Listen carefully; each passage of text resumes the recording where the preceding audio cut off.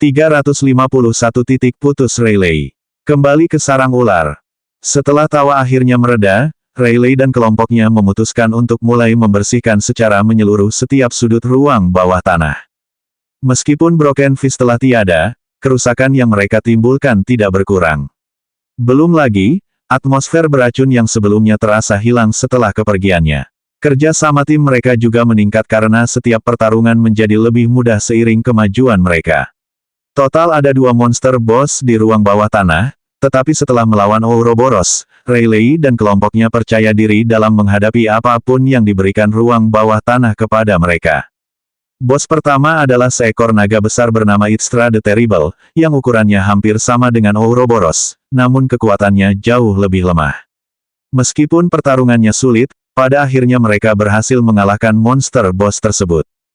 Sedangkan untuk monster boss kedua, ia adalah ular raksasa bernama ular besar Uriuta.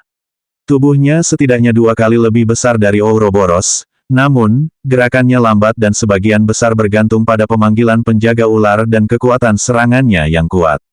Sebenarnya ia agak lebih mudah dikalahkan daripada Itstra karena kelincahannya tidak sebanyak itu. Namun, pertarungannya jauh lebih lama daripada melawan monster boss pertama. Akhirnya, Rayleigh dan kelompoknya membutuhkan waktu 2 jam untuk menyelesaikan satu dungeon penuh yang bersih dari Lair of Serpents. Setelah menyelesaikan dungeon, mereka kembali ke pintu masuk dan bersiap untuk pergi. Secara keseluruhan, loot yang mereka terima cukup bagus, tetapi yang paling berkesan dari dungeon ini tentu saja loot yang mereka peroleh dari Ouroboros. Apa kau lihat serangan terakhir bos terakhir itu? Kupikir kita semua akan dihancurkan oleh tubuhnya, kata Hidden Pulse sambil mengingat pertarungan bos terakhir. Ahahaha, untung kita tahu cara kerja obor-obor itu untuk mengusir penjaga ular, kalau tidak, kita pasti akan mendapat masalah, kata Duaton. Sambil melanjutkan percakapan, mereka tiba di luar penjara bawah tanah. Saat mereka hendak meninggalkan pintu masuk dan menuju kota utama, sebuah suara memanggil mereka dari kejauhan. Tunggu di sana, teriak suara itu. Suara yang langsung mereka kenali. Suara itu milik Broken Fist. Namun, ia tidak sendirian. Ia membawa serta beberapa teman. Total ada 8 pemain lain yang menemani Broken Fist. Tak satu pun dari mereka tampak datang untuk mengobrol. Ketika Rayleigh dan kelompoknya menghadap ke arah suara itu dan melihat Broken Fist bersama sekelompok pemain, mereka langsung tahu apa yang sedang diincarnya. Mudah terlihat bahwa Broken Fist sedang merencanakan sesuatu yang jahat. Raut wajahnya muram dan senyum lebar tersungging di wajahnya. Broken Fist tidak cukup bodoh untuk menyerang sendirian, dan ia tahu mustahil baginya untuk mengalahkan kelompok itu sendirian. Karena itu, ia menyerah dan menghubungi beberapa kenalannya, meyakinkan mereka untuk membantunya mengklaim apa yang ia rasa menjadi haknya saat itu. Tentu saja, mereka adalah serigala dan menginginkan 80% dari total keuntungan untuk diri mereka sendiri. Sayangnya, Broken Fist tidak punya ruang untuk negosiasi. Baginya, 20% lebih baik daripada tidak sama sekali. Selain itu, ia ingin Teutons dan yang lainnya menderita penghinaan yang lebih besar daripada yang harus ia hadapi sebelumnya. Untuk itu, ia membutuhkan kekuatan dan pengaruh dari orang-orang yang menemaninya. Serahkan semua jarahan yang kau dapat dari bos langka itu, berlutut dan tampar dirimu 3 kali, dan aku akan menghadiahimu kematian yang cepat. Kalau tidak, jangan salahkan aku karena bersikap jahat, kata Broken Fist dengan tatapan kebencian di matanya. Dia tidak berniat membiarkan satu pun dari mereka pergi dari tempat ini hidup-hidup. Dengan dukungan yang dimilikinya, dia tidak takut Teuton dan yang lainnya akan membalas dendam. Lagi pula, bagaimana mungkin mereka bisa menandingi anggota Guild Papan Atas? Jaga bicaramu, kata Phoenix dengan nada marah.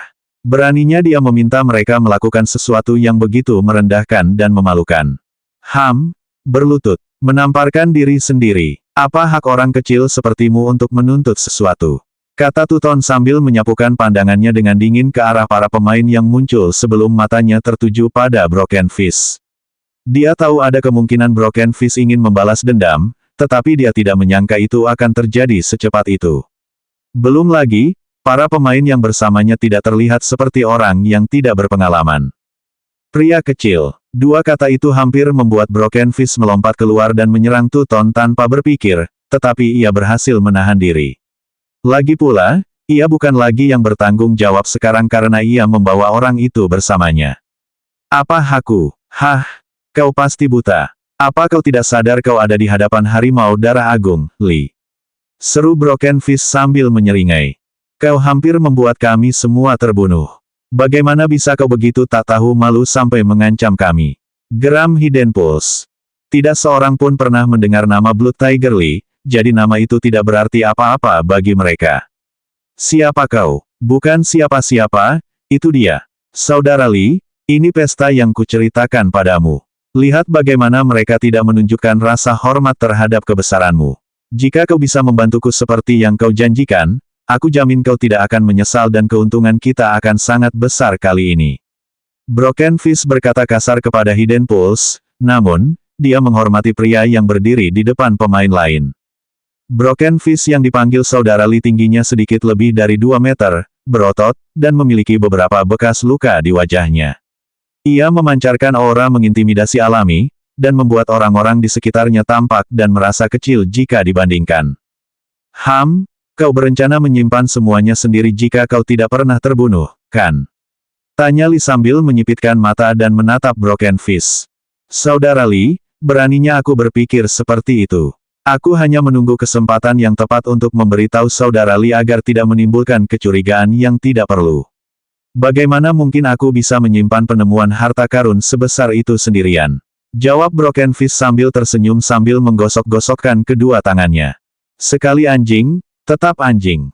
Cuma anjing yang minta sisa makanan ke tuannya. Manusia kecil, aku yakin makhluk di bawah sana juga, teriak Phoenix. Beraninya kau menyelesaikan kalimat itu. Aku mau kau mati. Aku mau kalian semua mati. Broken Fist meraung ketika urat-urat di dahinya terlihat jelas. Ia sudah harus menelan harga dirinya dan menjilat Li, jadi bagaimana mungkin ia tinggal diam dan membiarkan dirinya diejek terang-terangan. Rayleigh mengerutkan kening saat menyaksikan situasi yang terjadi di depan matanya. Meskipun ia seorang pemula, tidak sulit untuk melihat bahwa Broken Fist dan orang-orang yang bersamanya sedang merencanakan sesuatu yang jahat. Ia berharap ada cara untuk menghindari pertengkaran dan cukup membicarakan semuanya. Bertengkar tidak selalu satu-satunya solusi. Aku yakin kita bisa meluangkan waktu untuk membicarakan semuanya bersama, saran Rayleigh sambil tersenyum. Apa kau sedang mengejek? Broken Fist berbicara namun segera menutup mulutnya saat Li melirik ke arahnya. Li kemudian mengalihkan perhatiannya ke Rayleigh dan kelompoknya sambil berkata, aku dikenal sebagai Li si Harimau Darah. Kudengar kalian mendapatkan beberapa barang bagus dari penjara bawah tanah ini. Serahkan saja dan aku akan membiarkan kalian meninggalkan tempat ini dengan selamat. Jika kalian menolak, kalian akan bermusuhan dengan sindikat pemburu kepalaku. Kalian akan diburu siang dan malam setiap kali kalian masuk ke dalam permainan atau mencoba meninggalkan kota. Apa kalian mengerti maksudku? Anggap saja ini sebagai aib bagiku. Li berbicara dengan nada yang angkuh dan tidak menunjukkan rasa hormat atau sopan santun. Ia yakin para pemain di hadapannya tidak akan mau menyinggung sindikat headhunternya. Belum lagi, tidak satu pun dari mereka yang tampaknya berasal dari guild-guild top lain di RML. Ini berarti tidak ada kemungkinan hal ini akan berkembang menjadi masalah yang lebih besar dan menimbulkan masalah baginya di masa mendatang. Saudara Li, kesepakatan kita adalah, kalau kau terus bicara, aku akan tutup mulutmu selamanya, kata Li dengan nada dingin dan acuh tak acuh. Hal ini membuat Broken Fist merinding dan langsung terdiam. Ia merasa dirugikan, tetapi ia tak bisa berbuat apa-apa terhadap orang seperti Li yang mendapat dukungan dari sindikat headhunter. Sindikat pemburu kepala, seru Tutons dan Hidden Pulse. Dari semua yang hadir, sepertinya hanya mereka berdua yang tahu siapa sindikat pemburu kepala itu. Ini merepotkan, kata Tuton dengan suara rendah sambil mengerutkan kening. Saya khawatir kita tidak punya pilihan selain menyerahkan apa yang telah kita kumpulkan. Lebih baik daripada harus hidup dalam ketakutan atau memulai ulang akun kita sepenuhnya. Hidden Pulse mendesah dengan ekspresi tak berdaya di wajahnya. Apa maksudmu? Apa itu sindikat pemburu kepala? Tanya Phoenix. Rayleigh juga penasaran mengapa Tutons dan Hidden Pulse bereaksi seperti itu. Keduanya tampak waspada dan gelisah ketika nama itu disebut. Tutons menjelaskan secara singkat tentang sindikat headhunter dan reputasi buruk mereka kepada Rayleigh dan Phoenix. Itu tidak mungkin. Setelah semua kerja keras kita harus menyerah begitu saja. Kata Phoenix dengan nada penuh ketidakpercayaan dan keengganan. Namun, setelah mendengar hasil tragis dari pemain lain yang melawan sindikat Headhunter, hal itu membuatnya mendesah pasrah. Anehnya, Rayleigh lah yang paling kesal dengan seluruh situasi ini. Sepertinya, sindikat Headhunter tak lebih dari sekelompok perundung. Hal itu membangkitkan kembali kenangan masa-masa ketika Jin pulang ke rumah dengan luka memar dan memar hampir setiap hari karena berurusan dengan para perundung. Meskipun ia hanya bilang ia hanya terjatuh, bagaimana mungkin Rayleigh tidak mengerti apa yang sedang terjadi. Karena itu, ia sangat membenci mereka yang menindas orang lain. Terlebih lagi, ia membenci orang-orang yang mendukung dan menentang tindakan keji tersebut. Kita tidak bisa begitu saja, kata Rayleigh dengan suara rendah sambil mengepalkan tangannya erat-erat. Realistis, Phoenix dan yang lainnya bisa melihat betapa kesalnya Rayleigh. Siapa sangka dia juga bisa berekspresi seperti itu. Kita tidak bisa menyerah begitu saja, kata Sui sambil melangkah maju. Tindakannya mengejutkan semua orang yang hadir. Tak ada keraguan di matanya, dan seolah-olah keinginan untuk kabur tak pernah terlintas di benaknya. Sindikat Headhunter. Terus kenapa? Apa gunanya memikirkan masa depan? Mereka hanya perlu menghadapi apa yang ada di depan mereka dulu dan memikirkan hal-hal rumit nanti. Saudara Sui, Anda orang yang bijaksana. Jika Anda bisa membuat mereka menyerahkan semua barang itu dengan bebas, maka saya pasti akan. Tutup mulutmu. Kau pikir kau panggil kakak siapa? Kalau kata-kata kotor itu keluar lagi dari mulutmu, aku sendiri yang akan mencabut lidah busukmu itu agar tak berani menyebut namaku lagi. Sui segera menegaskan pendiriannya. Kau, Broken Fist hampir muntah darah karena marah ketika mendengar kata-kata Sui. Amarahnya telah mencapai tingkat yang hampir membuatnya tak bisa berkata-kata. Ia yakin Sui akan menerima tawarannya, jadi ia berbicara dengan percaya diri, tetapi ia langsung ditepis dengan cara yang begitu sombong dan brutal. Dia benar, kita tidak bisa menyerah begitu saja. Aku seharusnya menjadi pemimpin, tapi aku malah hampir mengecewakan kalian semua. Kalau aku menolak membela kebenaran, bagaimana mungkin aku bisa menyebut diriku laki-laki, apalagi pemimpin? Teriak Tuton sambil berusaha bangkit. Hidden Pulse mendesah sambil menggelengkan kepala dan berkata, ini gila. Kalian semua benar-benar gila. Sudahlah, jangan bilang aku tidak memperingatkanmu. Hidden Pulse menghunus belatinya saat bersiap bertarung. Terlepas dari kata-katanya, ia juga tampak termotivasi. Kita takkan membiarkan diri kita ditindas. Seru Rayleigh tanpa ragu sedikit pun. Sudah cukup baginya. Di dunia nyata dan sekarang juga di dunia ini. Berapa lama lagi ia akan membiarkan dirinya ditekan dan ditindas? Berhari-hari, berbulan-bulan, bertahun-tahun. Berapa lama lagi? Saat pikiran-pikiran ini menyerbu Rayleigh, ia merasakan kekuatan dahsyat menyapu seluruh tubuhnya. Tanpa sepengetahuan Rayleigh, ia dipengaruhi oleh pecahan jiwa yang diterimanya dari Isrod. Meskipun tidak secara langsung memengaruhi perilakunya, pecahan jiwa itu perlahan membantu membentuk dan membentuk kembali Rayleigh. Dengan kata lain, pecahan jiwa itu membangkitkan dan mengungkap perasaan serta kepribadian sejatinya yang telah lama terlupakan dan terkubur. Rayleigh belum menyadarinya, tetapi ia akhirnya mencapai titik puncaknya. Inilah kenapa kau tak boleh bicara baik-baik pada sampah. Mereka mulai berpikir mereka punya pilihan. Bunuh mereka, perintah Li dengan nada bengis sementara ketujuh pemain di bawah komandonya menyerbu tanpa ragu. 352 bukankah seharusnya ini pertarungan yang mudah? Begitu Li memberi perintah, Sui dan Hidden Pulse memasuki mode siluman. Ketujuh pemain itu menyerang Rayleigh dan kelompoknya dan memperpendek jarak dengan cepat. Oleh karena itu, mereka harus memanfaatkan setiap keuntungan yang ada, jika tidak, mereka akan kewalahan dengan perbedaan jumlah. Tetap di belakangku, kata Tutons kepada Phoenix sambil melangkah maju dengan perisai dan pedang di tangan. Phoenix mengangguk kecil sebagai tanggapan sambil mundur beberapa meter ke jarak aman. Tutons menarik napas dalam-dalam saat pemain musuh mendekat. Namun, ketika pemain lain yang bergegas maju melihat Tutons telah melangkah maju sendirian dan dua anggota tim mereka menghilang, meninggalkan anggota jarak jauh mereka yang HP-nya lemah untuk berjuang sendiri, mereka mulai menyeringai melihat kecanggungan mereka. Dua bajingan itu pasti lari ketakutan karena kekuatan kita, kata salah satu pemain dari sindikat pemburu kepala sambil menyeringai. Siapa sangka hadiah sehebat itu akan jatuh ke pangkuan mereka dengan mudah. Hahaha, ini akan jadi perburuan termudah yang pernah kita lakukan. Bos Lee pasti akan memberi kita hadiah kalau kita berhasil membuat mereka memohon ampun. Lihatlah penyihir pemula itu bahkan tidak mundur. Setidaknya penyembuh itu cukup bijaksana untuk mundur sedikit. Yah, bukan berarti itu penting. Dia mungkin hanya berpura-pura tadi dan sekarang benar-benar membeku ketakutan. Apa yang kau harapkan? Kita punya Blood Tiger Lee di pihak kita, yang direkrut langsung oleh ketua guild setelah beliau menyadari potensinya. Kalau bukan karena Bos Lee, kita tidak akan pernah bisa masuk ke guild papan atas yang terhormat seperti Sindikat Headhunter.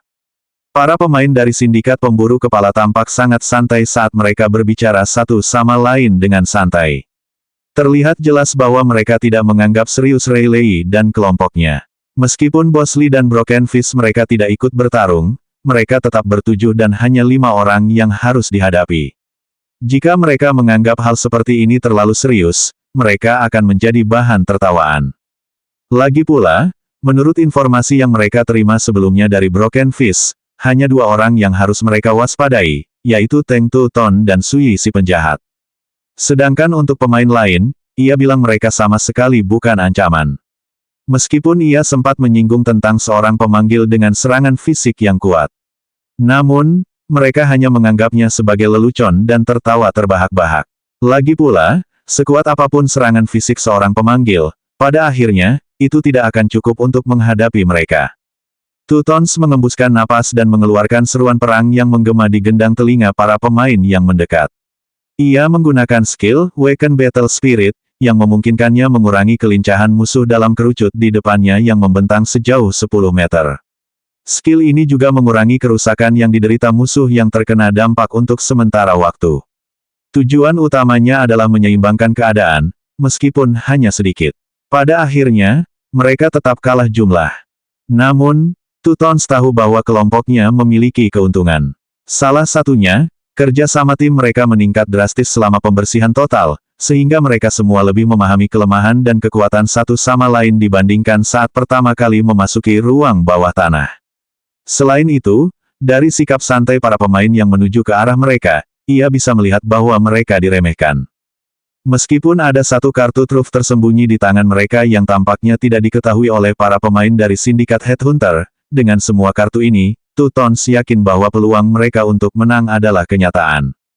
Sementara Weaken Battle Spirit milik Tu-ton mulai berlaku, para pemain dari Headhunter Syndicate mulai melambat secara nyata.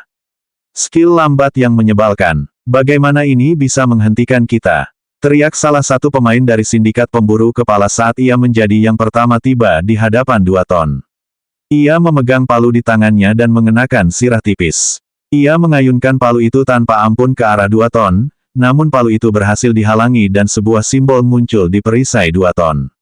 Tak lama setelah pemain pertama mencapai Tu-ton, rekan-rekannya yang lain tiba. Pemanggil itu milikku, kata salah satu pemain nakal dari Sindikat Pemburu Kepala sambil mengabaikan Tu-ton dan langsung menyerang Rayleigh. Orang itu masih punya kebiasaan buruknya, yaitu mempermainkan pemain lemah. Salah satu pemain juga memisahkan diri dari kelompok dan mengincar Phoenix yang berada di belakang. Mustahil bagi Tu-ton untuk menahan mereka semua sendirian, untungnya, ia tidak sendirian.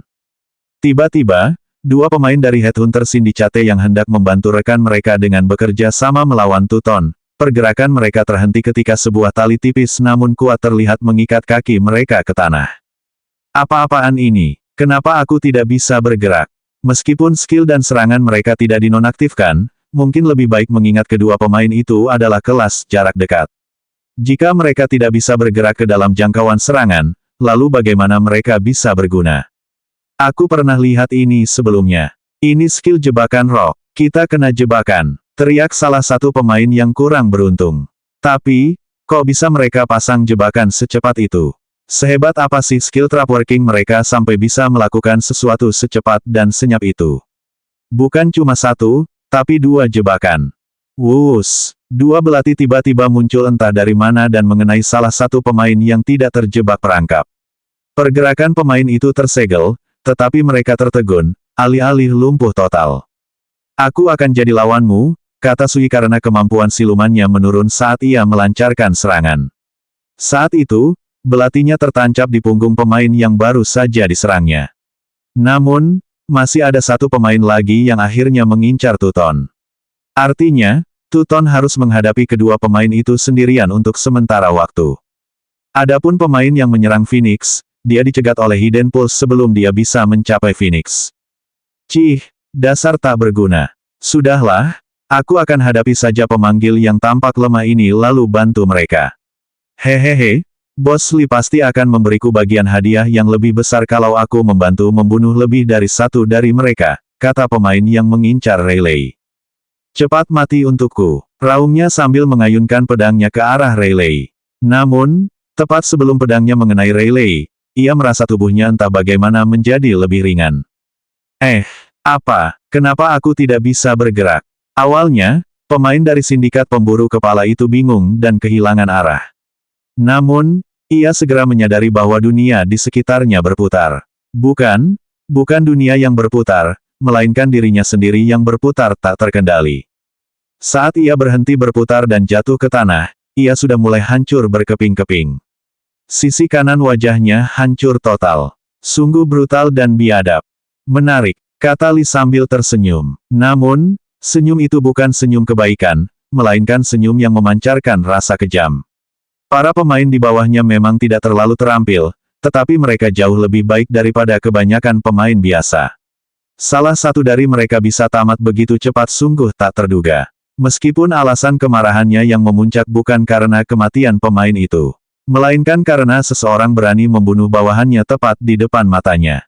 Realistis, urus dua pemain yang tak bisa bergerak. Teriak Sui. Rasanya aneh baginya untuk memanggil realis, tetapi ia tak boleh membiarkan kesempatan ini berlalu begitu saja. Mereka harus menyamakan kedudukan secepat mungkin sebelum dua pemain lain yang tetap di belakang memutuskan untuk ikut bertarung. Ya, jawab Rayleigh sambil melesat maju. Namun, para pemain dari sindikat pemburu kepala, serta Broken Fist, tercengang melihat kecepatan geraknya. Bagaimana mungkin seorang Magic Caster bisa memiliki kecepatan gerak seperti itu? Tentu saja, Rayleigh tidak bertahan di level 27 setelah menyelesaikan pembersihan penuh dan mengalahkan Ouroboros. Setelah mereka menyelesaikan Dungeon, ia berhasil mencapai level 30. Biasanya, satu level perputaran sudah dianggap baik untuk Dungeon level 30, tetapi karena mereka kekurangan anggota party dan berhasil mengalahkan Ouroboros, jumlah experience yang mereka dapatkan sangat melimpah. Karena Orb of Creation milik Rayleigh adalah senjata pertumbuhan, tentu saja kekuatannya pun meningkat seiring dengan pertumbuhannya.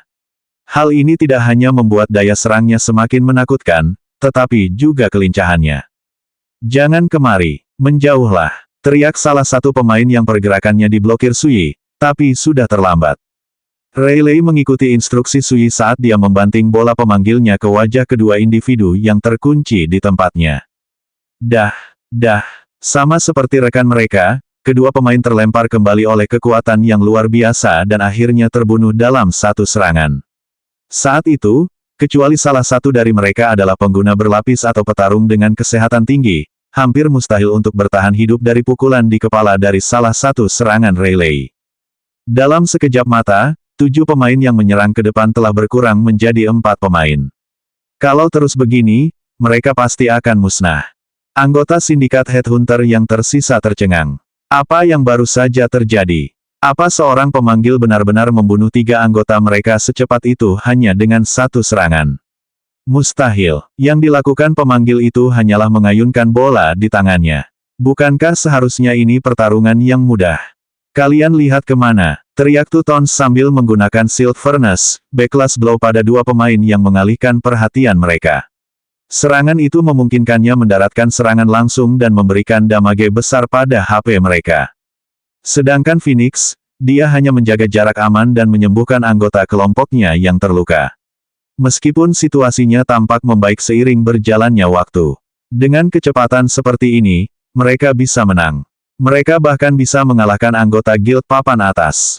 Ini adalah hasil dari pengalaman kerja sama tim yang mereka peroleh di dalam Lair of Serpents. Nanti aku urusin kamu karena menyembunyikan ini. Serius deh, kapan aku punya bawahan gak berguna kayak gini? Kayaknya aku harus urusin ini sendiri deh, kata Lee sambil memelototi Broken Fist sebelum melangkah maju. Tatapannya langsung tertuju pada Rayleigh. Bagaimana mungkin dia diam saja dan membiarkan Rayleigh berkeliaran bebas membunuh bawahannya. Broken Fist ingin mengoreksi Lee, tetapi ia tidak berani melakukannya setelah melihat amarah di matanya. Ia telah memperingatkan mereka tentang serangan fisik pemanggil itu dan sekarang ia disalahkan atas kecerobohan mereka. Ia mulai menyesali telah melibatkan orang-orang dari sindikat Headhunter dalam masalah ini, namun, ia tidak lagi mampu berbuat apa-apa. Pemanggil kecil, kau seharusnya merasa terhormat. Aku akan bermain denganmu sebentar, kata Lee sambil menerjang maju dengan kecepatan luar biasa. Kelasnya adalah tipe petarung dan ia langsung menggunakan skill gerakan untuk menutup jarak dengan cepat sebelum Rayleigh bisa memberikan damage lebih besar dari yang sudah ia miliki. 353 Xiao Liang yang kejam, kesulitannya. Untuk seseorang sekurannya yang berotot, gerakan Lee cepat. Meskipun kelincahan Lee tidak sebanding dengan Rayleigh karena efek skill Creation of Physics yang melekat pada Orb of Creations miliknya, ia tampak tidak takut menghadapi Rayleigh bahkan setelah menyaksikan sendiri kekuatan dan kecepatan serangannya. Cara Lee menerjang maju dengan tubuhnya yang besar membuatnya tampak seolah-olah sebuah bulldozer sedang menuju ke arah Rayleigh. Realistis, hati-hati, teriak Tuton dan memperingatkan Rayleigh. Ia bisa melihat bahwa Lee tidak seperti pemain lain yang datang bersama Broken Fist. Dari gerakannya saja, Tuton sudah tahu bahwa ia akan menjadi lawan yang sulit dihadapi. Belum lagi, ada perbedaan ukuran tubuh yang jelas antara Rayleigh dan Lee yang tidak bisa diabaikan. Apa kau punya waktu untuk mengkhawatirkan orang lain? Salah satu pemain yang melawan Tuton meraung sambil meningkatkan intensitas serangannya, menyebabkan tekanan pada Tuton meningkat. Adapun Hidden Pulse yang telah mencegat pemain yang menuju Phoenix, ia sedang berjuang untuk mempertahankan keunggulannya dan situasinya tampak tidak terlalu baik. Jika bukan karena Phoenix yang mendukungnya, ia mungkin sudah hampir mati. Pada akhirnya, PvP bukanlah keahliannya dan ia tidak terbiasa bertarung melawan pemain lain di RML. Di sisi lain, Sui unggul dalam pertarungannya. Serangannya cepat dan akurat. Sama seperti Hidden Pulse, ia tidak memiliki pengalaman nyata melawan pemain di RML, namun naluri bertarungnya luar biasa dan ia cepat beradaptasi dengan pertempuran. Dengan sedikit latihan dan pengalaman, mungkin saja ia bisa dengan cepat mencapai level yang sama dengan para anggota elit di guild-guild teratas. Meskipun orang yang paling kesulitan tak lain adalah Tutons. Hal ini disebabkan karena ia bertarung melawan dua pemain sekaligus. Ia yakin bisa mengalahkan salah satu dari kedua pemain itu jika pertarungan 1 lawan 1, tetapi menghadapi keduanya sekaligus sungguh merepotkan. Namun, ia bermain dengan sangat defensif dan fokus pada serangan balik serta bertahan. Tujuan Tuton bukanlah mengalahkan kedua pemain itu, melainkan bertahan sampai anggota timnya menyelesaikan pertarungan. Karena ia adalah tank yang berada dalam situasi yang tidak menguntungkan, inilah strategi yang ia pilih. Ketika salah satu anggota timnya menyelesaikan pertarungan, mereka akan dapat membantunya. Sampai saat itu, ia hanya perlu menjaga kewaspadaannya agar ia tidak akan segera tumbang akibat kerusakan yang diterimanya. Meskipun Lee telah menerjang maju tanpa berpikir dua kali, bukan berarti ia tidak waspada terhadap Rayleigh. Lebih tepatnya, ia waspada terhadap bola pemanggil di tangan Rayleigh. Bola itu sangat redup, tetapi ia bisa melihat aura tipis di sekitarnya yang merupakan tanda senjata dengan kualitas di atas biasa. Dengan kata lain, ia tahu bahwa kemungkinan besar Rayleigh memiliki senjata berkualitas langka. Lee yakin trik apapun yang digunakannya pasti ada hubungannya dengan bola itu. Belum lagi, semua serangannya adalah serangan jarak dekat. Ini mungkin berarti dia tidak bisa menggunakan skill yang melekat padanya dari jarak jauh sehingga dia tidak bisa lari dari jangkauan serangan Lee. Jika memang begitu, maka yang harus dilakukan Lee hanyalah menghindari serangan bola itu. Atau lebih baik lagi, tangan Lee berubah bentuk menjadi cakar ketika energi berwarna merah tua terkonsentrasi di ujung jarinya. Maul berdarah, cakar Lee mendarat di Rayleigh. Ukuran telapak tangannya cukup untuk menutupi seluruh wajah Rayleigh. Bang! Sebelum serangan Lee mencapai Rayleigh, ia dihantam tepat di wajahnya oleh kekuatan yang luar biasa. Namun, alih-alih terpental seperti yang lain, ia tetap di tempatnya dengan seringai di wajahnya. Wuss! Tiba-tiba, serangan Lee melaju dengan kecepatan yang luar biasa dan menghantam tubuh Rayleigh, membuatnya terlempar ke belakang dalam prosesnya. Realistis. Phoenix tersentak kaget saat melihat Rayleigh disambar Lee. Ia bukan satu-satunya yang terkejut dengan apa yang baru saja terjadi. Tuton, Sui, dan Hidden Pulse juga awalnya bingung. Hingga mereka melihat aura api muncul di sekitar tubuh Lee. Keahlian itu, aku mengerti, pantas saja, gumam Tuton dalam hati. Rayleigh merasa seperti baru saja kehilangan kendali setelah serangan itu. HP-nya berkurang 55% hanya dengan satu serangan. Ini pertama kalinya sejak memulai RML ia menerima serangan yang bersih dan langsung. Lagi pula, dengan kelincahan dan inderanya yang meningkat, ia biasanya tidak kesulitan menghindari sebagian besar serangan. Namun, ia tidak tahu apa yang baru saja terjadi. Untungnya, meskipun terdorong ke belakang, ia berhasil tetap berdiri. Pada akhirnya, pengalaman Rayleigh sangat minim dalam pertarungan sungguhan. Ia biasanya hanya mengandalkan kekuatan orb di tangannya untuk menyerang dan kelincahannya yang cepat untuk menyerang. Namun, pola serangan sesederhana itu tidak akan mudah berhasil pada pemain berpengalaman seperti Lee. Belum lagi, pengetahuannya tentang kelas lain tidak memadai, sehingga ia tidak tahu bahwa skill seperti Burning Spirit itu ada.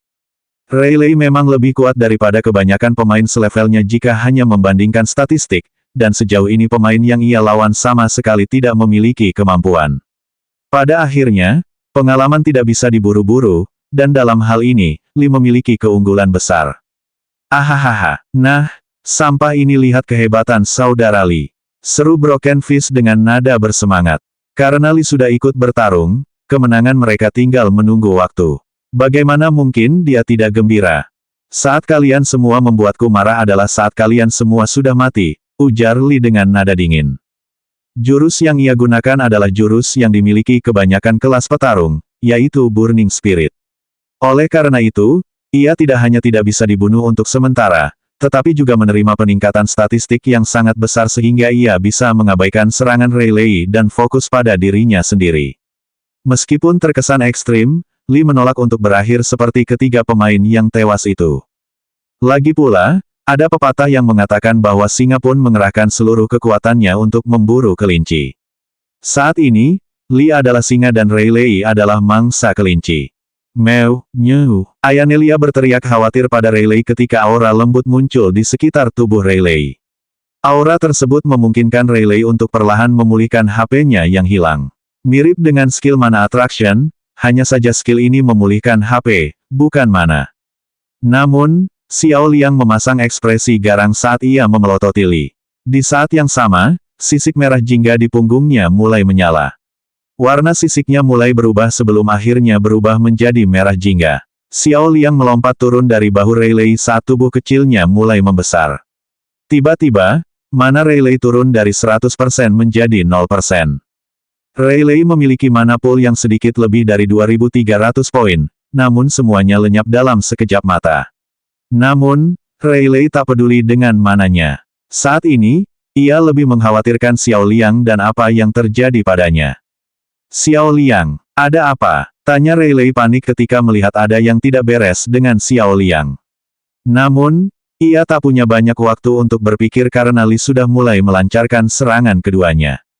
Urusin dirimu dulu, pemanggil kecil. Raining Talons Blow, kata Lee sambil membentuk cakar tajam di kedua tangannya dan melesat dengan kecepatan luar biasa ke arah Rayleigh. Ia tidak peduli dengan makhluk yang dipanggil itu, lagi pula, jika ia membunuh pemanggil itu, makhluk yang dipanggil itu akan lenyap dengan sendirinya. R.O.O.O.O.O.O.A.R. Raungan dahsyat mengguncang sekeliling dan mengejutkan semua orang. Tubuh Xiao Liang telah berubah, panjangnya menjadi 2 meter dari kepala hingga ekor. Sisiknya kini berwarna merah jingga dan matanya berubah menjadi 2 matahari yang menyala. Pada saat yang sama, seberkas kecil api matahari muncul saat Xiao Liang membuka mulutnya. Transformasi Xiao Liang mengejutkan semua orang yang hadir. Namun, yang paling terkejut adalah Rayleigh. Apakah ini benar-benar Xiao Liang? Saat Lee sedang menyerang Rayleigh, ia tiba-tiba merasakan suhu di sekitarnya melonjak.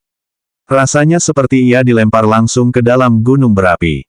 Tentu saja, ia tidak repot-repot menghindari serangan itu karena Burning Spirit-nya masih aktif, namun, ia akan segera menyesali tindakannya. BUUUM. Sebuah kekuatan dahsyat menghantam Li saat ia dilahap api matahari yang berkobar. Awalnya, Li tampak tenang dan kalem, tetapi raut wajahnya segera berubah menjadi ketakutan ketika ia menerima peringatan dari sistem. Peringatan pertempuran, Anda telah terpengaruh oleh skill, Glutonous Matter Breakdown. Peringatan pertempuran, efek dari skill, Burning Spirit telah dibatalkan. Api matahari menciptakan ledakan dahsyat yang menyebabkan awan debu tebal terbentuk di area tersebut. Saat debu mereda, Li sudah tidak ditemukan. Ia telah dilenyapkan oleh api matahari. Semua orang terdiam dan bingung. Serangan apa barusan itu? Mungkinkah itu skill mistis peringkat S? Tapi, bagaimana mungkin orang itu memiliki salah satu skill peringkat S yang sangat langka itu? Yang tidak mereka ketahui adalah Rayleigh sama bingungnya dengan mereka. Sudahlah. Ini tidak sepadan, kata salah satu pemain dari sindikat pemburu kepala sambil segera melarikan diri. Yang lain mengikutinya, namun, pemain yang melawan Sui sangat malang dan telah tewas saat ia berbalik untuk mencoba melarikan diri. Broken Fist membeku di tempat, pikirannya mencoba memproses apa yang baru saja terjadi. Blood Tiger Li dikalahkan begitu mudah. Tapi, dia anggota sindikat Headhunter. Dia sudah level 35 dan dikalahkan begitu saja. Lari. Dia harus lari dan kabur dari sini. Kau pikir kau mau lari kemana? Tuton meraung sambil menggunakan Unimpeded Rush untuk segera menuju ke arah Broken Fist. Tunggu. Aku rela menyerahkan harta karun itu padamu. Aku rela. Sebuah perisai menghantam tubuh Broken Fist dan ia langsung tertegun. Namun, ia tidak bisa lolos begitu saja. Sui ikut menyerang dan hanya dalam hitungan detik Broken Fist berjuang mati-matian untuk hidupnya, ia terbunuh. Phoenix menghela napas lega. Ia tak menyangka mereka akan selamat dari situasi itu hidup-hidup. Meskipun ia memasang ekspresi tak berdaya saat menatap Rayleigh. Apa ia memang butuh kenaikan kelas? Hanya itu yang terlintas di benaknya saat itu. Xiao Liang, ada apa? Apa kau terluka? Teriak Rayleigh sambil bergegas menghampiri Xiao Liang. Xiao Liang telah kembali normal, hanya saja sisik merah oranye di punggungnya telah lenyap, hanya menyisakan sisik ungu. Namun, ia diliputi oleh bola cahaya aneh dan tampak tak sadarkan diri. Cahaya itu mirip dengan yang digunakan Ayanel untuk melindungi Ayanelia saat ia beristirahat dengan tenang. Itulah saat ketika Rayleigh menerima peringatan dari sistem. Peringatan sistem, pemanggilan Xiao Liang Anda sedang mengalami metamorfosis. Waktu tersisa 36 jam. Tetapi, yang tidak diketahui Rayleigh dan kelompoknya saat itu adalah bahwa ini akan menjadi awal dari serangkaian peristiwa yang akan selamanya mengubah struktur kekuasaan 10 serikat teratas dalam RML. Sementara itu, sepertinya aku tidak punya tujuan lain. Yah, memang sudah kuduga. Saat itu, Izroth dikepung oleh 20 hingga 25 peserta seleksi dari segala penjuru. Tak ada tempat baginya untuk melarikan diri. Siapa yang mengira hal merepotkan ini akan menungguku pada relokasi kedua terakhir. Sekitar 2 hingga 3 jam yang lalu, Izroth berhasil lolos dari kejaran Sage. Karena semua skillnya masih dalam masa cooldown, ia tidak mampu melawan Sage. Ia saat ini sedang duduk dalam posisi meditasi sambil memeriksa kondisi tubuhnya dan menunggu skillnya selesai masa cooldown. Ada satu hal yang mengganggu Izroth. Entah mengapa, perkembangan fisik tubuh emas surgawi di tubuh fisiknya telah mencapai titik puncak. Saat itu ia berada di puncak tahap kedua dan Izroth bisa merasakan bahwa ia siap untuk menerobos ke tahap berikutnya. Namun, ada kekuatan tak terlihat yang menghalanginya. Fisik tubuh emas surgawi saya di dunia nyata tetap tidak berubah. Apakah ini batas yang dapat dicapai tubuh fisik saya saat ini di dunia ini?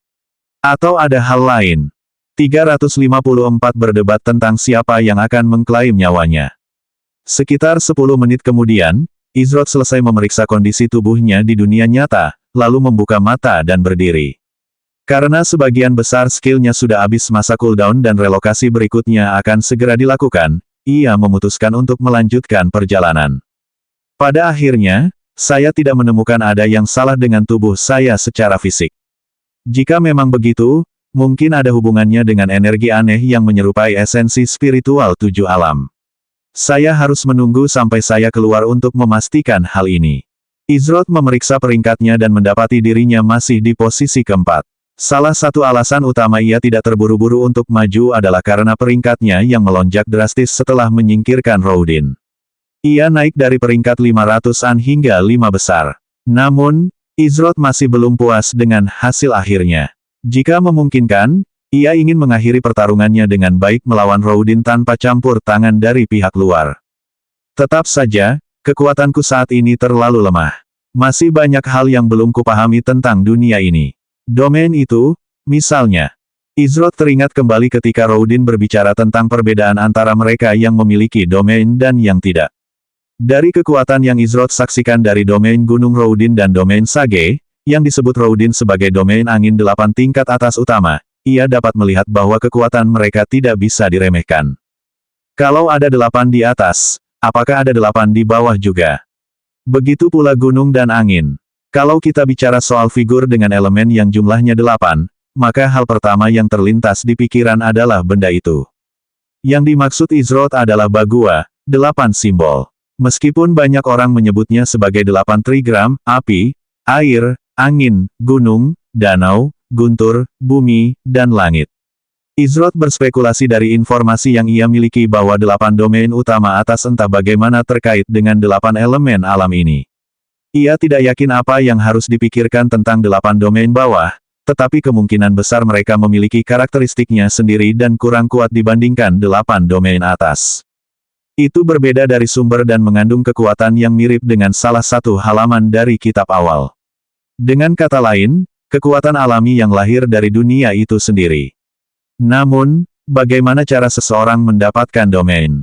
Izroth menyadari bahwa domain, seperti halnya sumbernya, adalah hal lain yang sama sekali tidak dipahami oleh para pemain dan diselimuti misteri. Setelah merenung sejenak, Izroth memutuskan untuk mengesampingkan masalah ini untuk sementara waktu. Ia tahu tidak ada gunanya berspekulasi tanpa tujuan tentang sesuatu ketika ia memiliki informasi yang sangat terbatas tentangnya. Aku akan mengunjungi perpustakaan Istana Amaharpe kalau ada waktu dan melihat apakah aku bisa mendapatkan informasi tambahan dari Orion, sang penjaga buku. Untuk saat ini, tak ada gunanya terlalu banyak memikirkannya. Karena waktu relokasi berikutnya sudah sangat dekat, Izroth memilih untuk tetap di tempat dan menunggu. Beberapa saat kemudian, ia menerima peringatan sistem ketika 2 simbol sihir muncul di sekelilingnya dan membawanya ke lokasi acak berikutnya. Relokasi ketiga, Izroth dikirim ke hutan hidup. Ini adalah kedua kalinya ia memasuki hutan hidup, namun, ia berada di area yang berbeda dari sebelumnya sehingga ia tidak terbiasa dengan lingkungannya saat ini. Hanya karena Izroth berada di posisi keempat bukan berarti ia berencana untuk bermalas-malasan. Ia tidak puas hanya berada di 10 besar. Ia tidak akan berhenti di situ karena tujuannya adalah meraih posisi pertama dalam seleksi.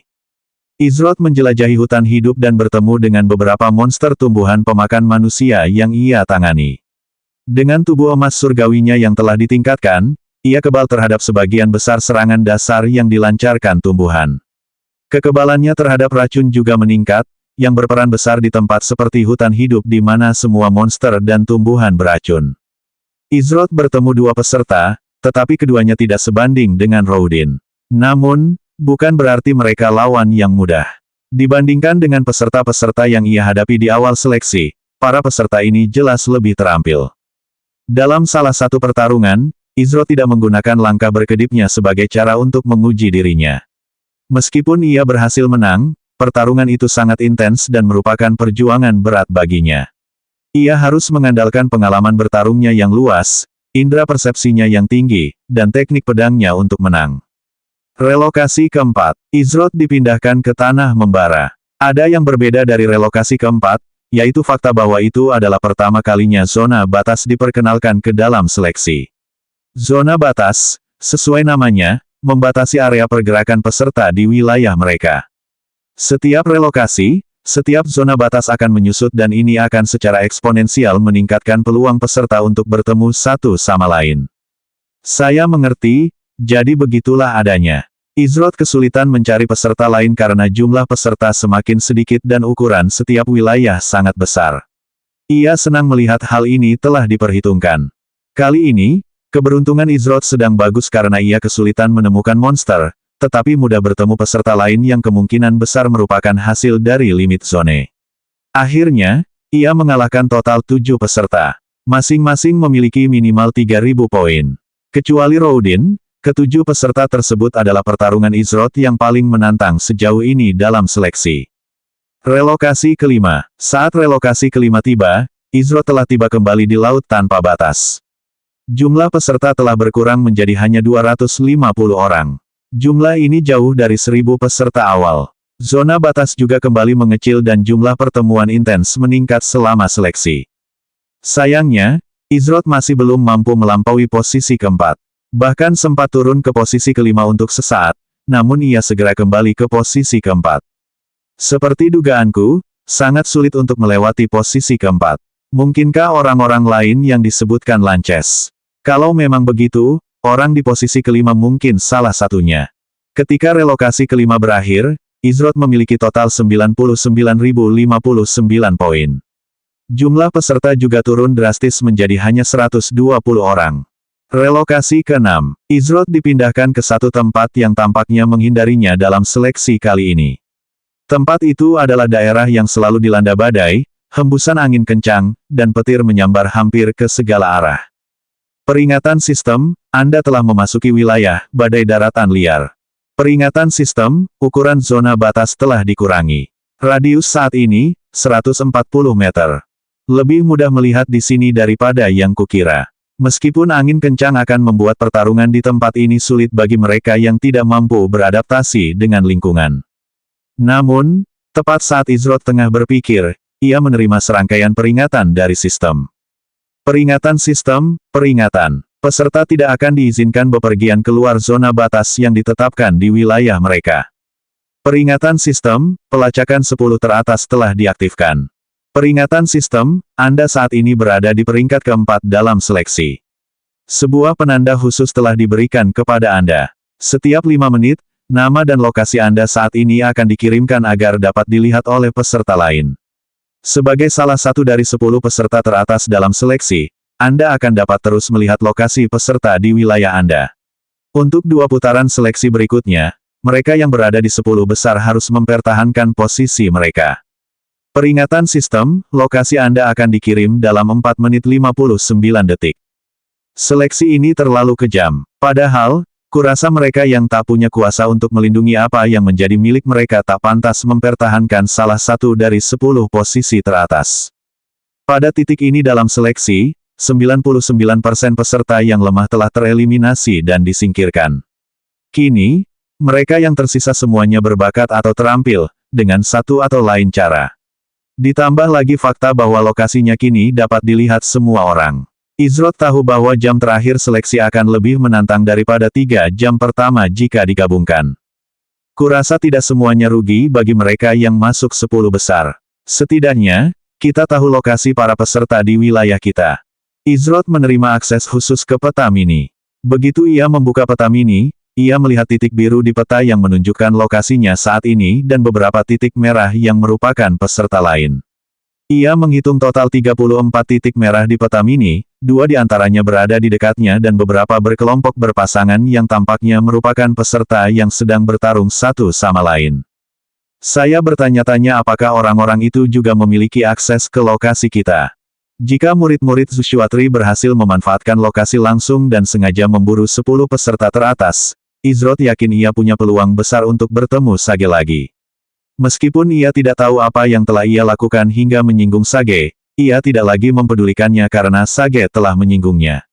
Sage tidak hanya menunjukkan permusuhan terhadapnya, tetapi bahkan berani bertindak atas permusuhan itu dan mencoba membunuhnya secara langsung di wilayah Laut Tanpa Batas. Izrot memang sabar, tetapi ia sama sekali tidak sabar terhadap mereka yang ingin merenggut nyawanya atau menghalangi jalannya. Memangnya kenapa kalau ia salah satu murid Zushwatri? Jika ia menganggap Zushwatri sasaran empuk untuk dirundung, maka Zushwatri akan memastikan ia belajar arti penyesalan yang sebenarnya. Dari seberapa besar dia ingin aku mati, dia pasti akan datang menjemputku kalau dia ada di wilayah ini. Kalau sudah datang, barulah. Setelah menata pikirannya, Izrot merasa lebih baik untuk sementara waktu. Ia tidak perlu lagi mencari peserta lain secara aktif karena mereka akan segera mendatanginya karena penanda khusus yang terpasang padanya. 5 menit berlalu dengan cepat ketika Izrot duduk dalam pose meditasi. Kurang dari 30 detik kemudian, Izro tiba-tiba merasakan aura pedang tajam menuju ke arahnya dan langsung melesat ke kakinya, menghindari serangan itu. Tempat ia duduk beberapa saat yang lalu memiliki bekas luka yang dalam di tanah akibat aura pedang tersebut. Beberapa detik kemudian, seorang pria menampakkan diri dengan pedang di tangannya yang bermata sangat tajam. Nama NPC, Eoxin Elite. Tingkat NPC, 55. Heh, beruntungnya aku. Aku yang pertama sampai. Izrod, belum pernah dengar nama itu sebelumnya. Aku tidak tahu bagaimana kau bisa masuk 10 besar, tapi aku akan berusaha sendiri, kata Eoxin sambil menyeringai. Izrod menghunus pedang badainya, namun, alih-alih hembusan angin yang biasa muncul saat pedang itu dilepaskan dari sarungnya, kekuatan pedang itu setidaknya 2 kali lebih kuat dari biasanya. Ini karena pedang badai Izrod berada di lingkungan yang sesuai dan beresonansi dengan elemen-elemennya. Izrod jelas merasakan perbedaan kekuatan pedang di tangannya. Apakah itu fitur tersembunyi lainnya? Ini pertama kalinya Izrod melihatnya, jadi dia tidak familiar dengannya. Tapi, ini menguntungkannya. Cih, sudah ada yang mengalahkanku di sini. Peserta kedua tiba di tempat kejadian dan hanya beberapa detik kemudian, 3 peserta lagi telah mencapai lokasi Izrod. Minggir, aku sudah di sini duluan. Geram Eoxin sambil mencoba mengintimidasi mereka yang baru saja tiba. Kau bodoh. Kenapa kami harus mundur? Salah satu peserta menanggapi. Perdebatan pun terjadi di antara mereka tentang siapa yang akan merenggut nyawa Izrod. Seolah-olah Izrod sendiri tidak ada di mata mereka. Tak satu pun dari mereka menganggap Izrod serius karena ia tampak lemah. Mengenai bagaimana ia bisa mencapai posisi keempat, ia mungkin hanya sangat beruntung dan membunuh seseorang di posisi itu yang sudah kelelahan karena bertarung. Saya tahu saya dipandang rendah. Izrod tersenyum riang, namun, ada kilatan dingin di matanya. Mereka ingin berdiskusi dan berdebat tentang siapa yang akan merenggut nyawanya. Seharusnya seseorang memiliki kemampuan untuk melakukannya terlebih dahulu sebelum membahas omong kosong seperti itu. 355 kain bergabung dalam seleksi, rasa penasaran Izrod. Sementara itu, kembali ke peron. Sepertinya orang itu memang hebat. Keberuntungan hanya bisa membawa seseorang sejauh ini, namun, penampilannya tidak bisa dianggap hanya keberuntungan belaka saat ini. Disinilah tantangan sebenarnya dimulai dalam seleksi. Sekalipun seseorang telah mendapatkan sesuatu, percuma saja jika mereka tidak memiliki kekuatan untuk melindunginya. Tapi, apa kau tidak khawatir murid-muridmu mungkin terlibat, Pak Tua Zushwatri? Kain berkomentar sambil mengamati situasi Izrod saat ini di layar sihir di hadapannya. Senyum lembut muncul di wajah Zushwatri saat dia berkata, saya serahkan sepenuhnya kepada mereka untuk memutuskan tindakan apa yang ingin mereka ambil. Oh, bagaimana kalau murid-muridmu tanpa malu-malu bekerja sama untuk melawan seseorang? Tanya Kain sambil menyeringai. Hahaha, Tuan Muda Ketiga, pasti kau bercanda. Mereka yang berbakat tinggi seringkali memiliki rasa bangga yang sama tingginya. Masing-masing percaya diri dengan kekuatannya sendiri dan atas dasar rasa bangga inilah mereka bertindak, jawab Zushwatri. Begitu, iya, kesombongan.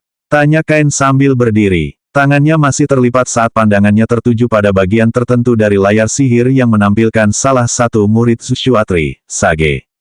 Lalu ia melanjutkan, Pak Tua Zushwatri, saya ingin melihatnya. Apa Anda keberatan? Kain menatap Zushwatri langsung sambil berbicara. Zushwatri terdiam beberapa saat sebelum akhirnya menghela napas dan menggelengkan kepala sambil menjawab, ketidaksabaranmu terlihat jelas, Tuan Muda Ketiga. Tapi aku harus bilang aku terkejut kau bisa menunggu selama ini. Baiklah, kau boleh masuk dan melintasi wilayah dan zona batas sesukamu. Aku yakin kau tidak perlu aku ingatkan tentang janjimu sebelumnya, kan? Jangan khawatir, aku hanya akan sedikit mengoceh. Lagi pula, ada beberapa yang ingin kuajak bicara langsung dan bertukar beberapa petunjuk, kata Kain.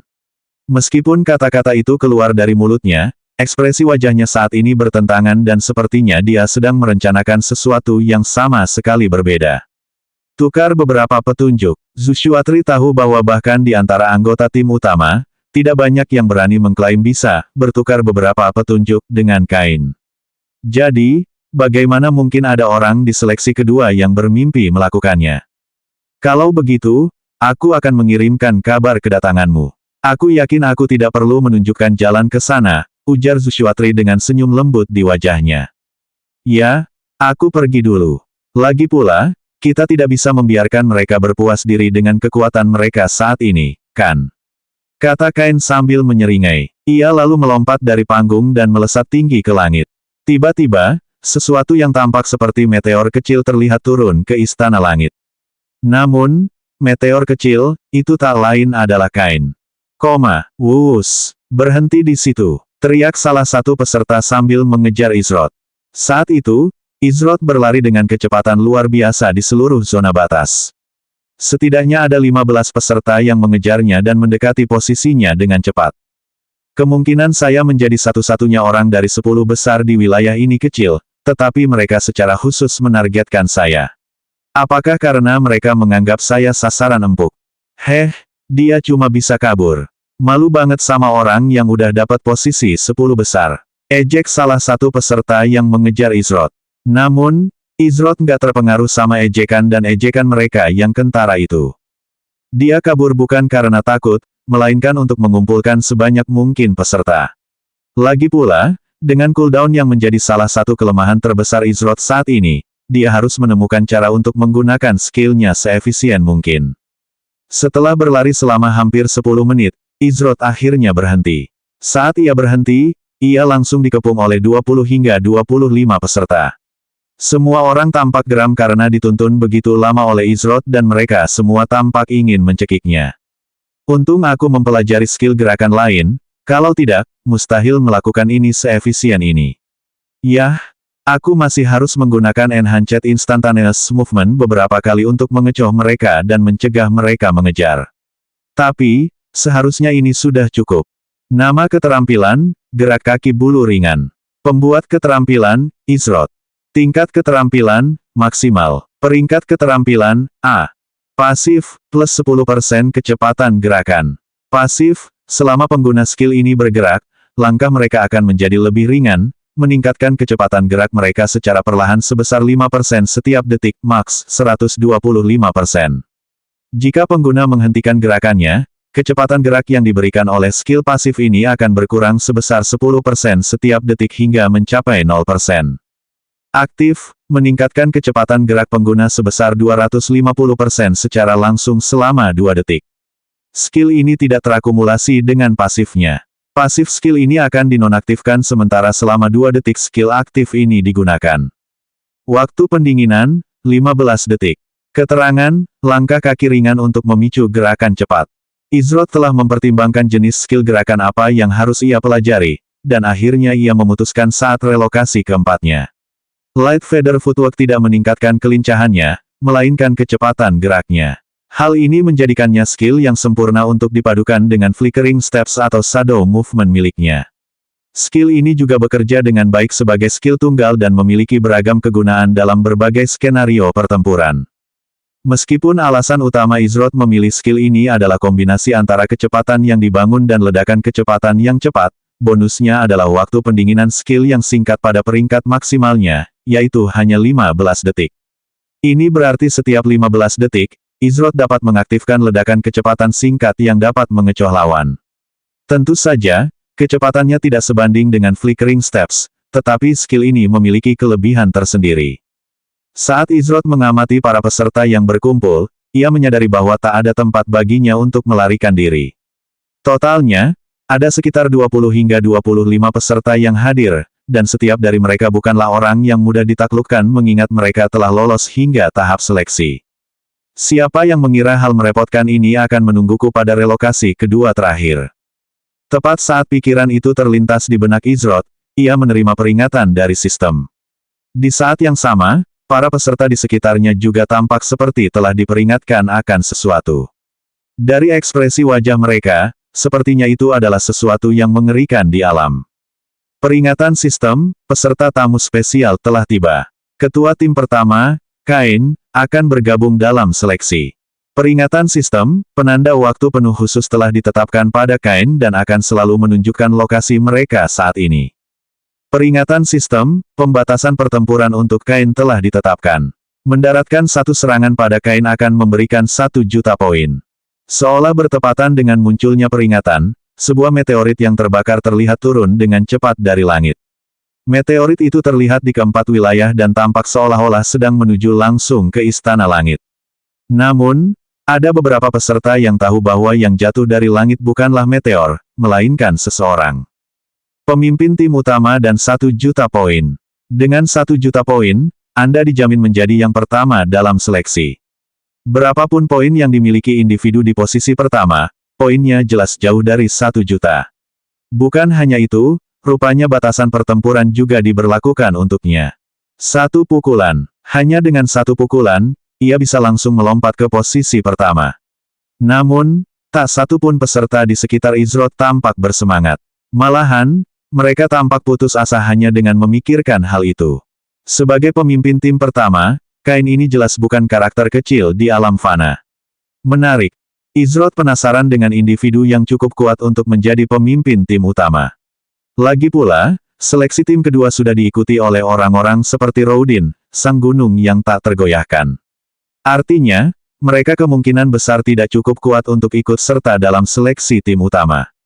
Jika memang begitu, betapa mengerikannya mereka yang berhasil masuk 10 besar seleksi yang bahkan orang seperti Rodin pun tidak bisa ikut serta.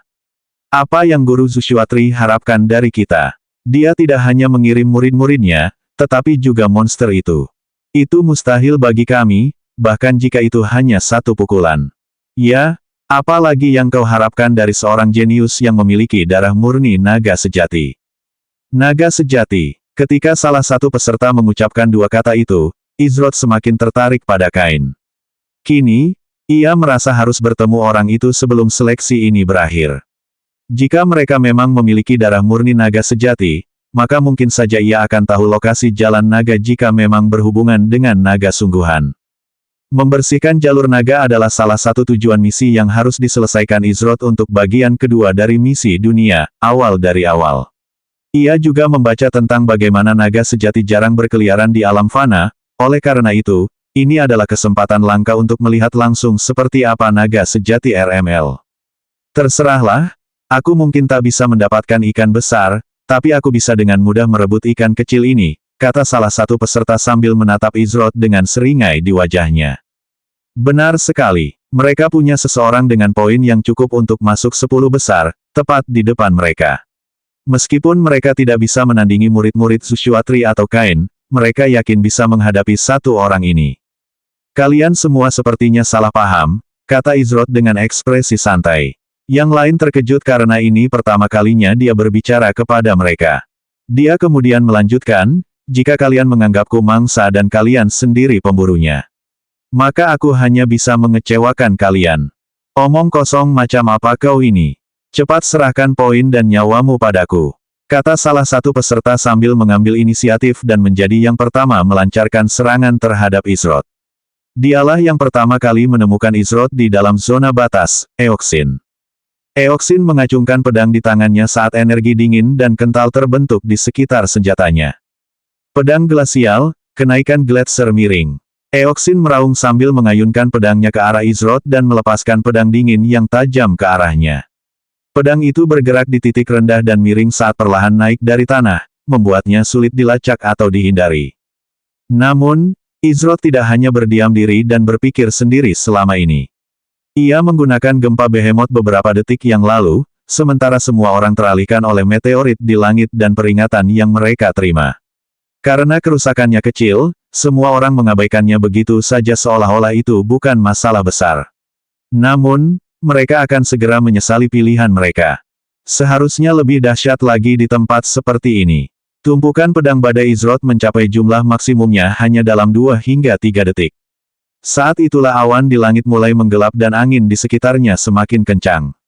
Badai yang liar dan tak terkendali terlihat di mata Izrod, memancarkan semburat putih samar.